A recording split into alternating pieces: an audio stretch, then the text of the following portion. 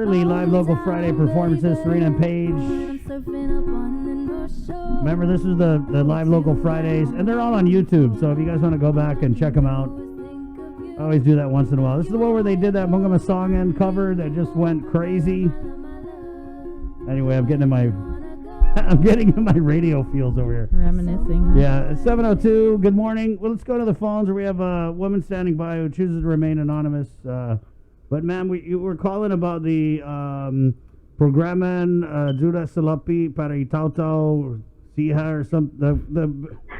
Something in Chihuahua. The local disaster That's the aid Salapi program. The governor's program. Right. Federal money. Yes. So what is the issue?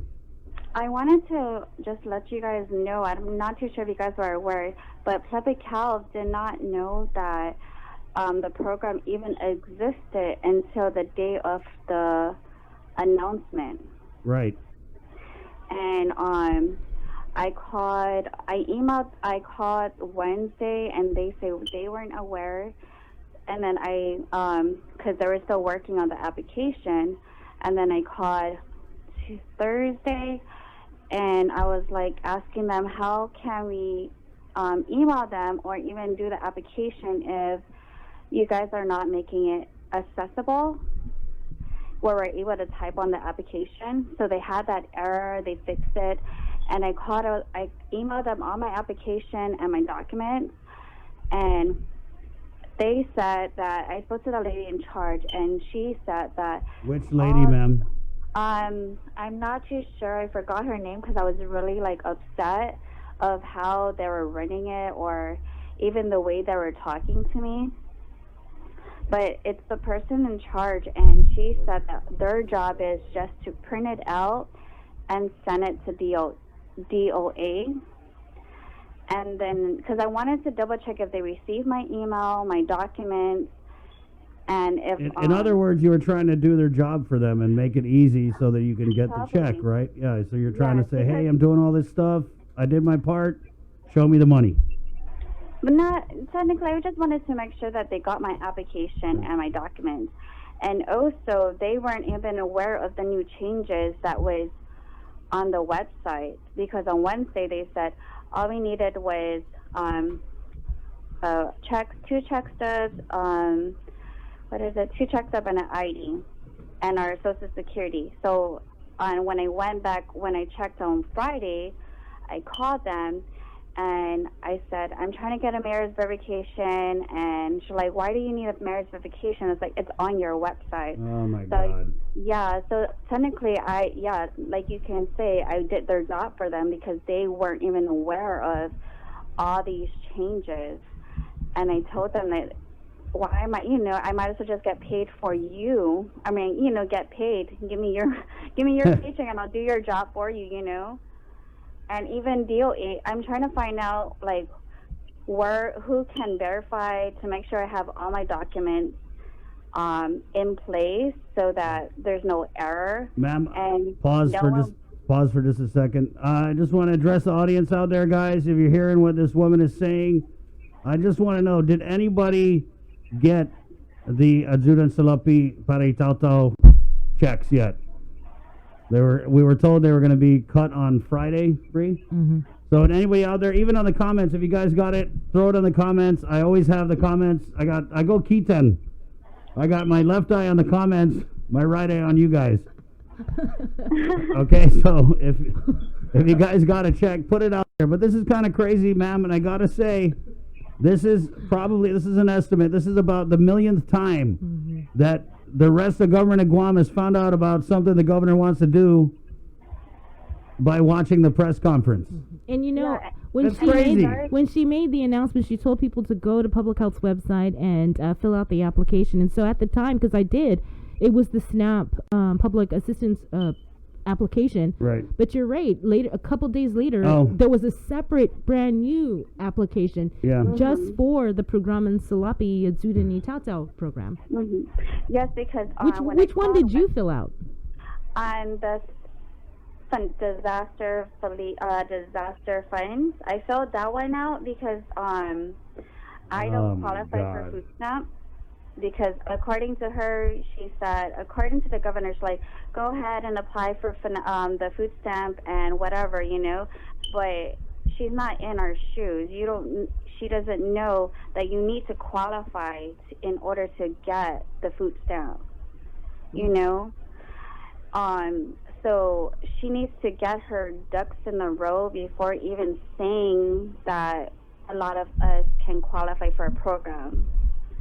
And also that she needs to make sure that everyone is aware before even announcing it on the air. They need to hire you as a policy director at Adeloop. Thanks. I know. I mean, Jesus, this is basic stuff here, guys. Come on. Yeah, because even... It's so basic. I don't even know who's even reviewing the documents, because according to the public health, is their job, quote, is just to print it out, whatever says disaster relief fund, and then send it to DOA. But when I called DOA on Friday, they said that their job is just to cut the checks. So there's a middle guy there that's missing. Maybe they need to hire another deputy director. Probably. They're really getting paid too much. I mean, And well, you were like their worst nightmare. You were their worst. You were someone who is going to find all the flaws and then call the media about it. Well, I was losing sleep. I was like, man, this is irritating, because here I am trying to help my family, because, it's really, we're struggling, but not that bad, but it's still, it really sucks. And also, just to point out, is when I was caught about the mayor's verification, the guy who answered the phone, he said, well, the mayor's office know what to do about your mayor's verification. I called the mayor's office, and they said, well, your stuff is expired. You need to do, I need to call your landlord. And I said, come on. We are in the middle of pandemic. Why are you giving me a hard time? Okay, ma'am, pause, hold on. Everybody out there, thank you guys from the comments, and this is just anecdotal. Nobody got their Azudan Salapi Tautau check thing. Let me ask you guys again, has anybody successfully completed the application process? Just put it on the comments there, ma'am. So were you able to successfully complete the application process? I was, with the thanks to myself, who I told them to add the little things where you were able to do it online versus having to physically go there, drop it off, where I can safely do it at my house and protect my kids. I was successfully able to do it online. Right. Yeah, this is something we kind of knew. The low income. Did you get a response, received? No, and the funny thing is I said, please respond back when received. And that's when I called them, and like I said, is their job is to print at it and not respond to anybody and give it to DOA. How easy is it for you to say, yes, received? It's really easy. If, they're getting paid a lot, they're lucky that they even have a job. At least do their job correctly. All right, well, I just messaged the Department of Administration Director, Ed Byrne. But you know what? I mean, Jesus, H, they listen to the show. Mm-hmm. All the government people listen to the show. So, yeah. I don't know, if I'm a comms guy or a person or a policy person, when I hear this, I'm going to be like, hey, this is what the deal is, I don't know. Yeah, you probably basic. Should stay on it just to make sure that they did, in fact, receive it, because if they don't, then you're probably not going to get a check. And I mean, the whole point of this... Yeah, you have to stay on top of that, I guess. Yeah, you got to stay on top of it. The government should be on top of it. Yes, because, I mean, I don't even remember our government even having so much issues.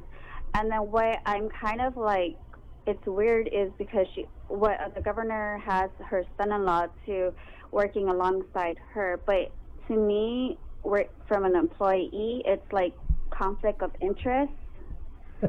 So that I'm just throwing that out there. Yeah. If I'm not the only one that noticed that. I don't think you're the only one that noticed that.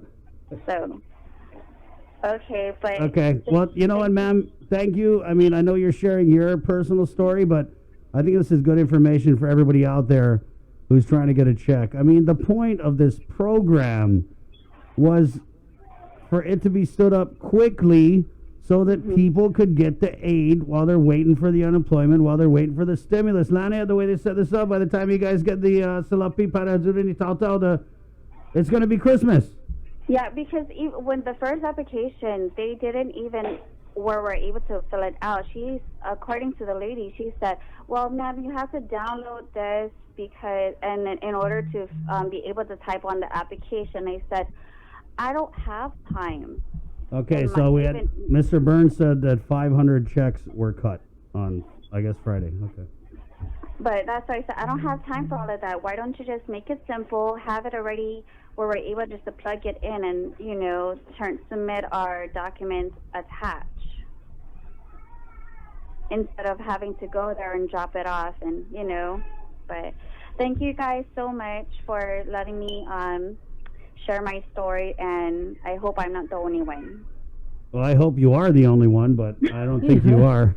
Let's just say I'm the trying to be positive here. Thanks. Yes. Can you give us a call though, back whenever you do get your check, just so we know that your application actually went through? Right. Of course. Thank you so much. You can shoot us a message on any of the thingies there. Awesome. Thank you. Okay. Thank you, ma'am. Okay, take care. You too. Bye. All right. Oh, there you go. Yeah, that's not the first time. I mean, it happens a lot where you have people at the Joint Information Center, they don't know anything until the governor announces stuff at the press conference, and then they get, this is going back to when she said we're going to put letters on the car. Remember when she said we're going to put letters on the car? I remember when when we called 311, which is the Joint Information Center, trying to get information about, was this public health emergency extended or not, and they had no idea.